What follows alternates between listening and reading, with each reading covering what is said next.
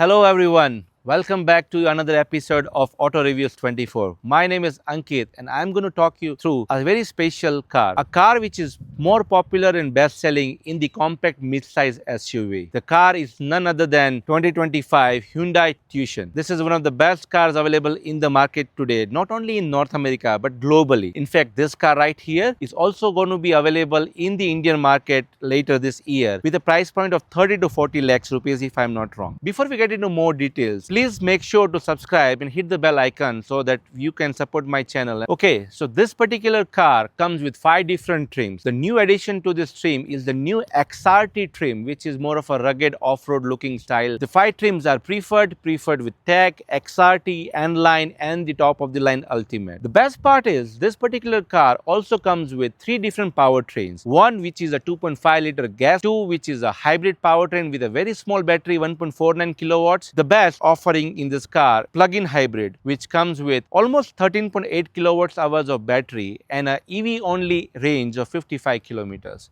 Well, what has changed in this refreshed 2025 Tucson is what we are going to talk about today and see how does it compare with its competitors like Honda's CR-V and Toyota's RAV4. For more details, stay tuned.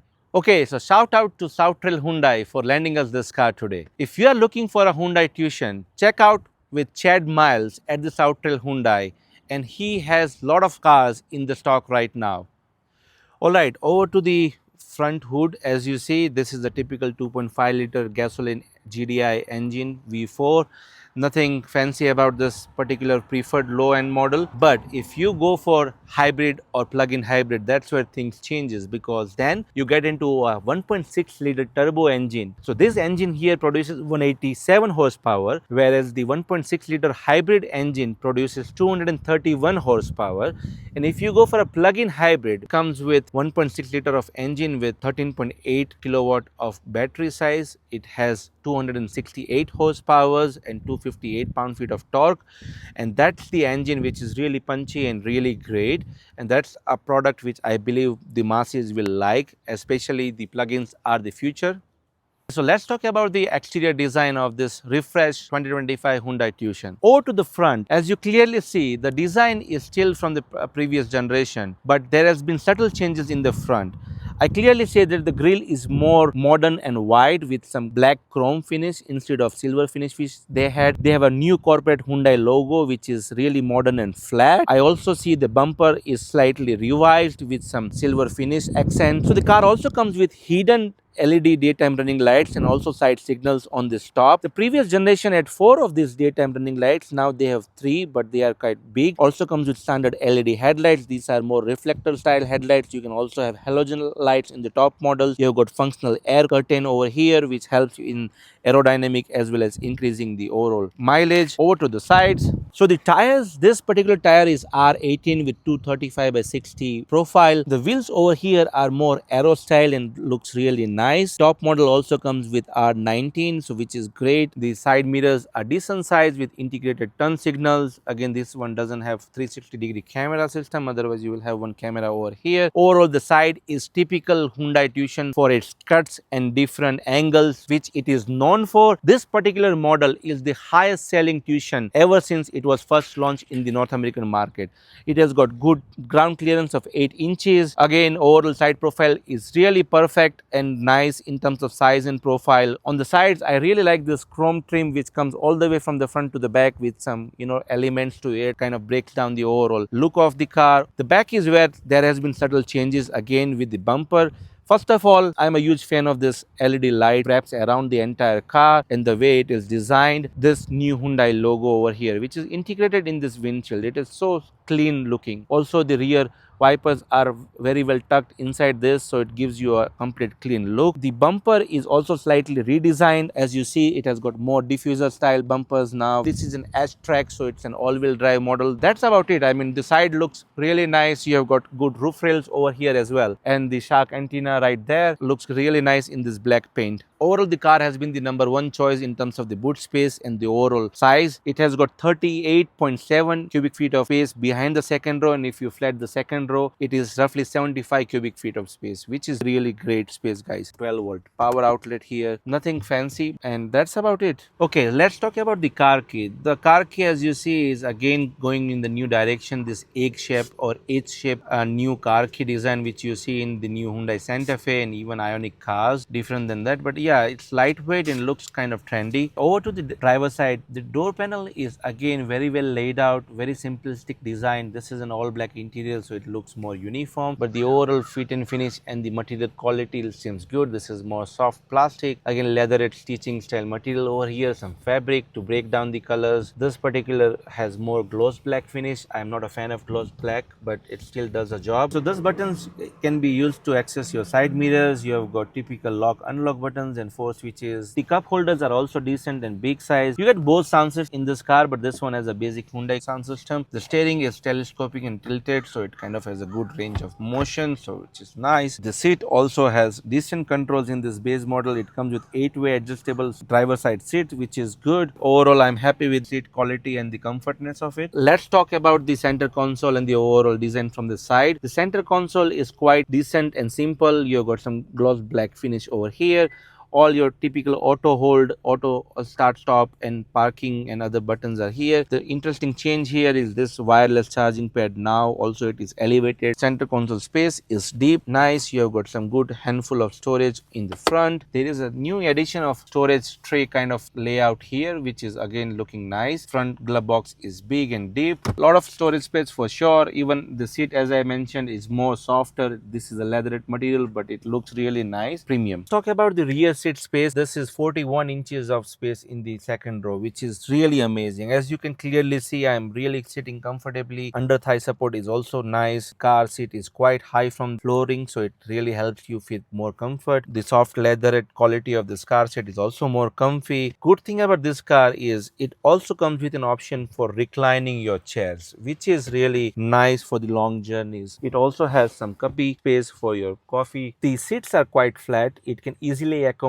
3 people. Visibility from the back seat is also quite nice. The windows on the rear door are big, so the visibility and the light comes really easy. The side door panel is decent with some black accent. It also comes with heated rear seats on the top models and the N-line models. There's cubby space pocket on the back, vents, 2 USB-Cs for charging. There is nothing to complain overall. It also comes with panoramic sunroof. This new 2025 Hyundai Tucson. Right from the beginning, the interior is completely changed. This car was already well in all the department, but by improving this car further, they have just made this car even better for the consumers in terms of value for money. This car comes with two 12.3 inches tilt screen, which is really nice. Most welcome change, again straight from their new Hyundai cars like Ioniq 5s and Ioniq 6. I see a new HVAC system design over here, which is all completely touchscreen. This is a dual zone climate control system again for the preferred model, which is great. A lot of features are quite standard in this car, which is good to know. We have got USB-Cs for charging as well as connecting the phone. The music system and can also be controlled through a physical knob, which is a good welcome change. This one has this touch of fabric style material because this is a preferred model. I believe for the top end model you will find more leather, but still the top dashboard is soft injected plastic, looks nice and simple. The most changes are on the steering wheel because the steering wheel is completely different from the last year's model. Now the steering wheel comes with logo which is not H, but it is the 4 dots, which in the Morris code it means H. One doesn't glow like Ioniq 6, but still looks more clean and simple. In the front side of the instrument control, you have 2 digital screens where you can change your views from here as well as from the left side of 8 cruise control on your left. Over here, I wish they could have done a little bit better in terms of using this space, as this is more of a fabric, I guess, to put some sticky thing. It's not a magnet. They could have used this as a digital screen and made some more useful function out of it, just like how the Cadillac car has, but I mean can't complain with the price point, right? On your left you have typical light controls. On your right you have your wiper controls, and the gear shifter, which apparently used to be in the center console, now has shifted to the steering column right here. This is the gear shifting. You have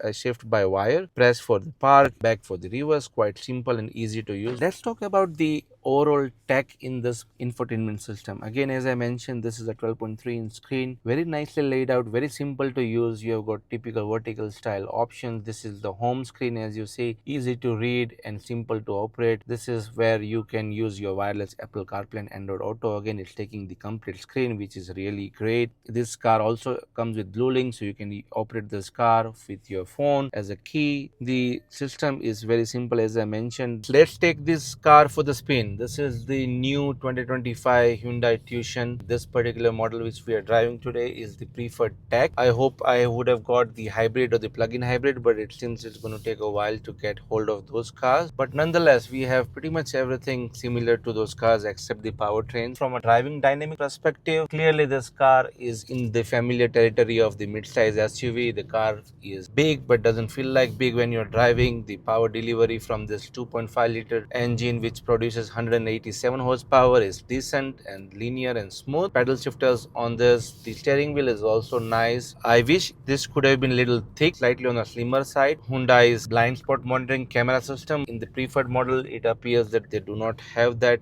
feature, but on the top end trims like N-Line and Ultimate, we might get that features. Overall dashboard design is low and really premium in its own way. Even with this base model, which is preferred in the Canadian market, it comes loaded with cool features like heated steering wheel, heated front seats. It comes standard with this latest infotainment system from Hyundai, and the most important addition to this car is now they get wireless Apple CarPlay and Android Auto, which is a most welcome feature all the Hyundai fans would have been looking for. The dashboard design is completely inspired from the new Ioniq 6. In fact, the gear column is also moved from center to the steering column, which is right here. A lot of cubby spaces, new wireless charging pad. Handling is precise. The steering wheel is slightly on the lighter side, I would say. Now I'm on a sports driving mode. Go for the turning. Yeah, I think the steering wheel is getting little stiff, which is good. Even the suspension feels little stiffer in the sports mode, and the power delivery also has affected a bit. This engine is really punchy. When I put the foot on the gas pedal, it really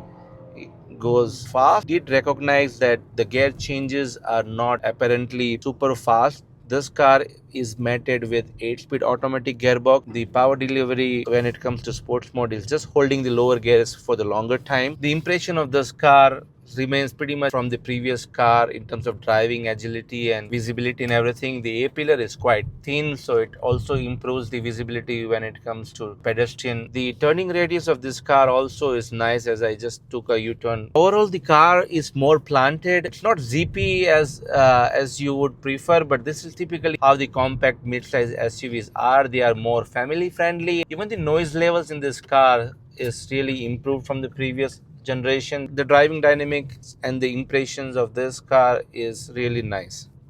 It's time for the final verdict. Should you consider shortlist or buy Hyundai Tucson? To my opinion, you should certainly go ahead and shortlist this. Is because this car behind me was already a perfect car in all departments. But with this new refresh, bringing some important changes under the hood with some new engine options, styling tweaks from the outside, tons of changes in terms of the dashboard design and material quality and technology inside, the car has become even a better option for the consumers out there who are looking for a compact mid-size SUV. Likes of competitors like Honda CR-V and Toyota RAV4 has always been a choice of the consumers. But if you ask me, if you want to go for a hybrid powertrain and a plug-in hybrid, Tucson would be one of the next choice I would certainly want you guys to consider. As we all know, Toyota's RAV4 or Honda CR-V has a lot of wait period. You need to wait for like 6 months, 1 year, depending upon where you live. And with Hyundai bringing this option in its portfolio, it opens up the competition with the looks which is bold, with the design which is flamboyant, and with the technology which is at par. Tucson still remains one of the best options available in the market. Well, that's all from my side, guys. Again, thank you very much for watching my reviews. See you all in the next one.